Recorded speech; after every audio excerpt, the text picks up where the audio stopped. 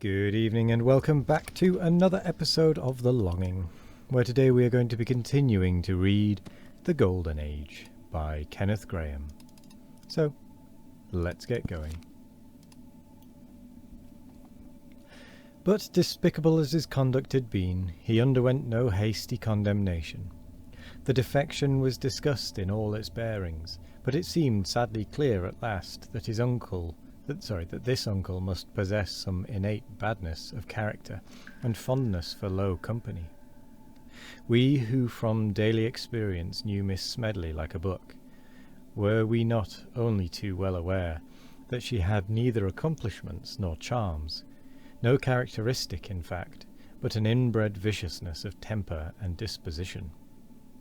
True, she knew the dates of the English kings by heart, but how could that profit Uncle George, who, having passed into the army, had ascended beyond the need of useful information? Our bows and arrows, on the other hand, had been freely placed at his disposal, and a soldier should not have hesitated in his choice a moment. No, Uncle George had fallen from grace, and was unanimously damned. And the non-arrival of the Himalayan rabbits was only another nail in his coffin. Uncles, therefore... Oh, I just got the avid reader achievement. I don't know if you can see that on the recording. That's pretty cool. I don't know why I just got that, but I did. Anyway, uncles, therefore, were just then a heavy and lifeless market, and there was little inclination to deal.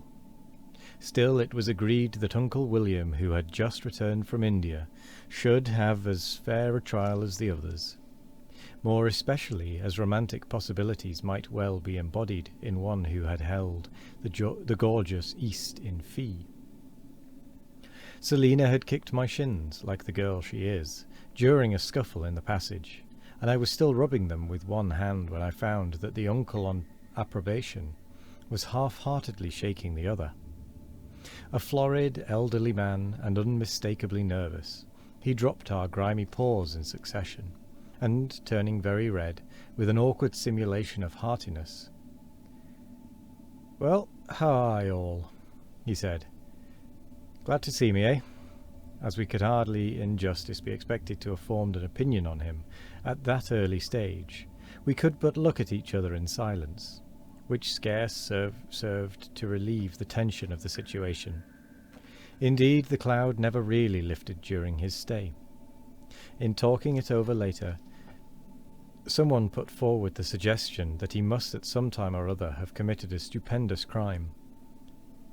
But I could not bring myself to believe that the man, though evidently unhappy, was really guilty of anything. And I caught him once or twice looking at us with evident kindliness, though, seeing himself observed, he blushed and turned away his head.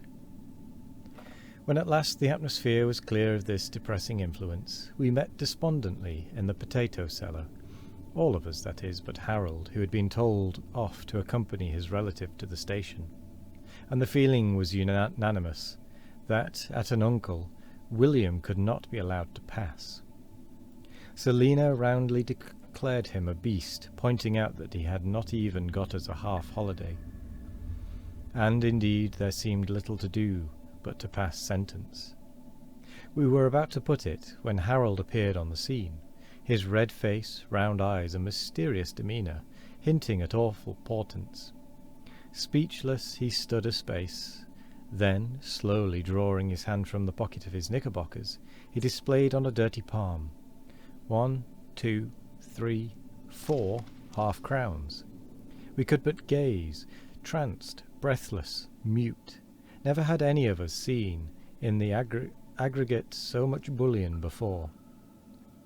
Then Harold told his tale.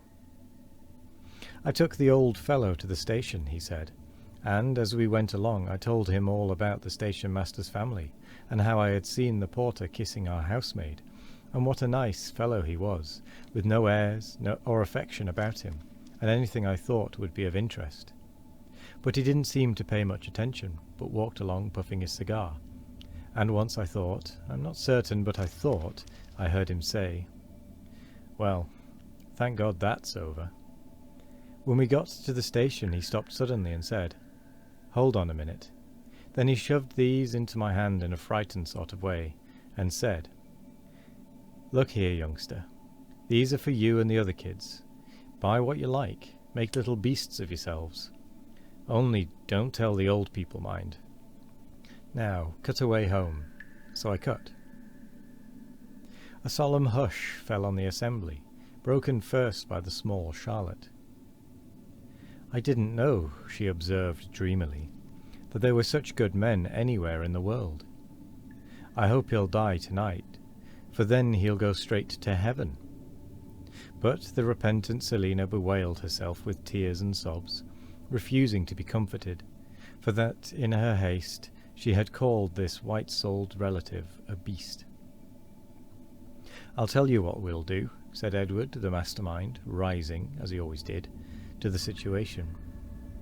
"We'll christen the piebald pig after him, the one that hasn't got a name yet, and that'll show we're sorry for our mistake." I christened that pig this morning," Harold guiltily confessed. "I christened it after the curate.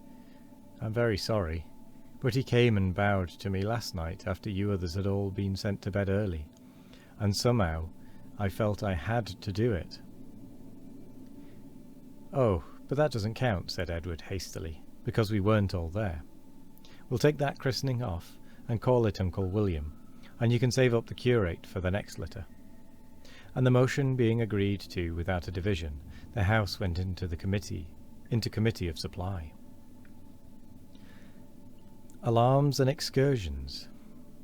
"Let's pretend," suggested Harold, "that we're Cavaliers and Roundheads, and you be a Roundhead." "Oh, bother," I replied drowsily. "We pretended that yesterday, and it's not my turn to be a Roundhead anyhow." The fact is, I was lazy, and the call to arms fell on indifferent ears. We 3 younger ones were stretched at length in the orchard. The sun was hot, the season merry June, and never, I thought, had there been such wealth and riot of buttercups throughout the lush grass. Green and gold was the dominant key that day.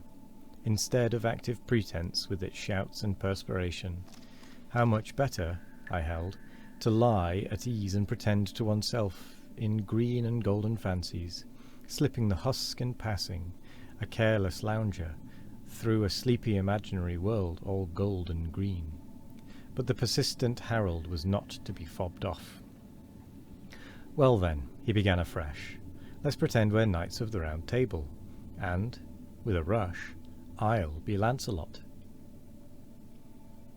"I won't play unless I'm Lancelot," I said. I didn't mean it really, but the game of knights always began with this particular contest. "Oh, please," implored Harold. "You know when Edward's here I never get a chance of being Lancelot. I haven't been Lancelot for weeks." Then I yielded gracefully. "All right," I said. "I'll be Tristram." "Oh, but you can't," cried Harold. Again. "Charlotte has always been Tristram. She won't play unless she's allowed to be Tristram. Be somebody else this time." Charlotte said nothing, but breathed hard, looking straight before her. The peerless hunter and harper was her special hero of romance, and rather than see the part in less appreciative hands, she would even have returned sadly to the stuffy schoolroom. "I don't care," I said. "I'll be anything. I'll be Sir Kay. Come on." And with that, we actually come to the end of the episode, because it'll probably take me too long to read the next page, and we are already over the 9-minute mark. For some reason, this particular book seems to be taking me longer and longer to read than most of the other books, and I don't know why. But I hope it did come through on the recording, but it did pop up that we completed the achievement for reading, which is good. It only took 729 days of playing. But anyway, thank you very much for joining me today. I hope you all have a wonderful morning, evening, afternoon or night. No matter what time of day it is, I hope you all have a wonderful one of it. And as always, we will be back tomorrow for more of The Longing.